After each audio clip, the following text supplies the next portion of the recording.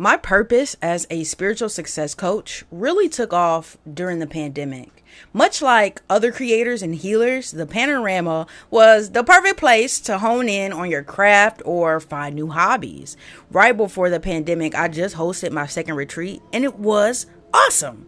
I had never felt so alive and so aligned, so continuing that journey on social media seemed like the right step. If you're new to Meetup and are ready to find your community, you'll want to watch this video from start to finish because I'm going to share 3 things that I learned from hosting my first Meetup workshop.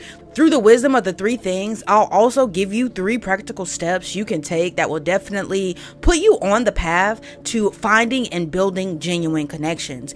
If you're new to this channel and you're thinking, who is she? And why should I listen to her? Well, welcome, family.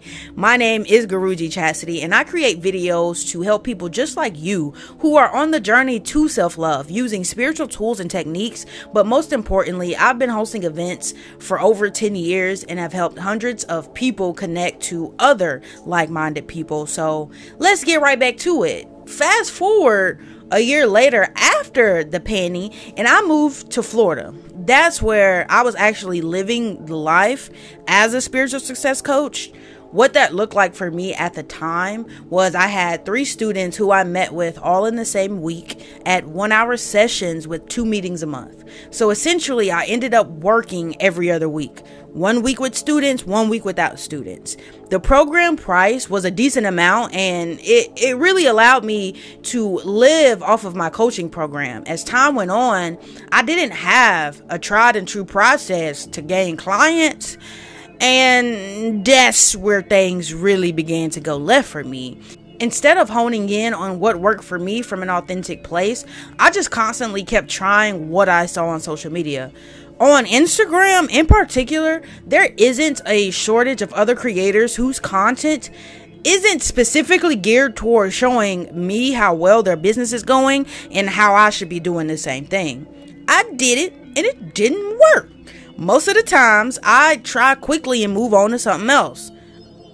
Honestly, all that to say, there's such a magical shift in me not being on social media and allowing myself to naturally go for the people and places that align with me. I was truly scared of what my business would turn into without social media. I fought it for so long. So once I took that leap, I just let it go, like altogether. The idea, the desire to create, I let it go. And then I allowed the natural desire to create content to come back. Once I did, I set my goal toward creating a life and not creating content. What that meant was I wanted to actually meet people face to face, but I had no idea where to go. And I definitely wasn't finna be on no door-to-door action or nothing. As time went on, 2 places really stuck out to me: the Meetup app and the library. You know, I talked myself out of it by initially finding some bogus excuse as to why I wouldn't find my people in these places. Eventually, I said to hell with it, and I created a group on Meetup. With the help, of my best friend, ChatGPT, I left it alone for a couple of days. I came back and shot it. To my surprise, there was over 60 people in that group. Okay? First thing I learned in this experience is that I never needed social media. It is an option and not my only solution as I once saw it. I always believed that being on social media should be easy as posting the service or opportunity for support, and boom, there was the people. It never worked that way for me. Never. But for some reason, I never stopped believing that it should work that way for me. And it was holding on to that belief that ultimately caused so much discomfort while being on social media. So my first piece of practical advice is that the first thought that comes to mind of how to do it is how to do it. That thought that feels grandiose and a little too big to be true, that is your intuition telling you the truth. Point blank, period. But it's such a subtle statement and it does not repeat itself. But what it will do is highlight what it said over and over and over and over and over again through your suffering. Your struggle in social media is your path to what you want. When I took a break and then I took a look at what really hurt about being on social media, it ended up being my biggest path to success, which is the belief that it should be as easy as posting a photo, a description, and an invitation to join. Straight up. It never working on social media made me determined to find a place where that would work. The second thing I learned from my meetup is that simplicity is my gateway to authenticity. The more complicated I got with trying to stay updated on social media, the less me was in what I was creating. Right now, this is important to me because if I'm appearing as someone I'm not to stay updated, then I'm attracting a client I cannot keep up with. All right. Amen. Oh, you heard me? In-person events for me totally nip that in the bud because when I show up, there isn't a trend to hide behind that got your attention. It's the description on the flyer, and either I'm gonna show up and deliver or I'm not.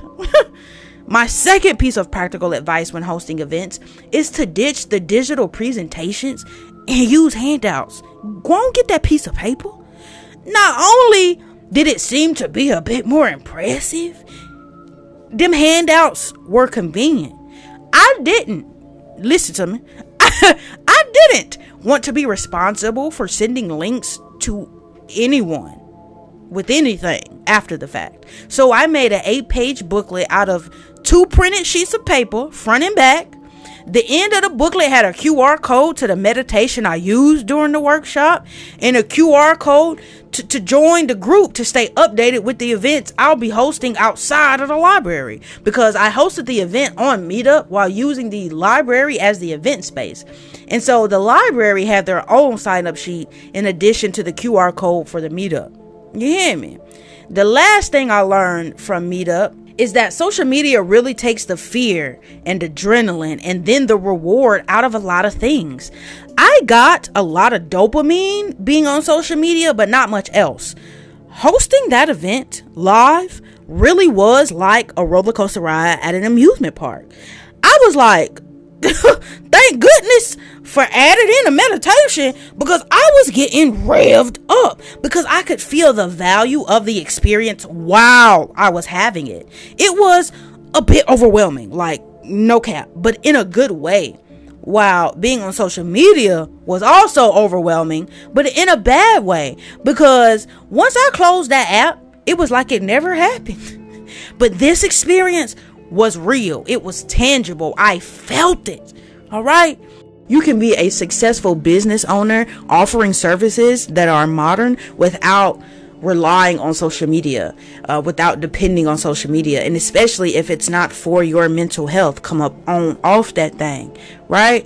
I hope this video has been helpful. It's been my intention to educate you on the Meetup app and to also inspire you to go out there and get it. Until next time, I love you. Peace out.